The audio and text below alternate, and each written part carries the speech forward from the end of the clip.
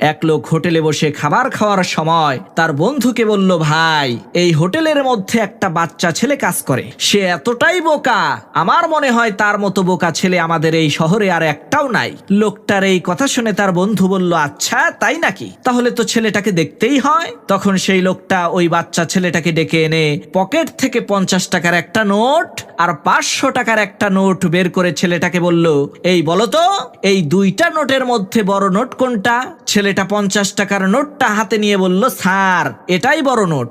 ছেলেটার এই কাণ্ড কারখানা দেখে তারা দুই বন্ধুই হাসতে শুরু করলেন। এদিকে পাশের টেবিলে বসে থাকা এক লোক এই সব ঘটনা দেখছিল। তারা দুই বন্ধু যখন হোটেল থেকে চলে গেল, তখন সেই লোকটা ওই ছোট ছেলেটাকে ডেকে এনে বলল, কিরে ভাই, তুই এত বোকা কেন?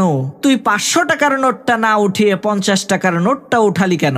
তখন ওই ছেলেটা বলল, স্যার, এই লোকটা কয়েকদিন পর পর তার একজন বন্ধুকে এনে আমার বোকামি দেখিয়ে মজা নেয়। যেই দিন আমি 50 টাকার নোটটা না উঠিয়ে 500 টাকার নোটটা উঠাবো, সেই দিন থেকে এই মজা নেয়ার খেলাটা শেষ হয়ে যাবে। ওই 50 টাকা থেকে এখন পর্যন্ত আমি 5000 টাকা বানিয়ে ফেলেছি। প্রিয় ভাইয়েরা আমার, আমাদের জীবনটা ওই খেলার মতোই। সব জায়গায় বুদ্ধিমান হওয়ার দরকার নাই। যেখানে বুদ্ধিমান সেজে আপনার লস হবে, সেখানে আপনার বোকা সেজে থাকাটাই উত্তম।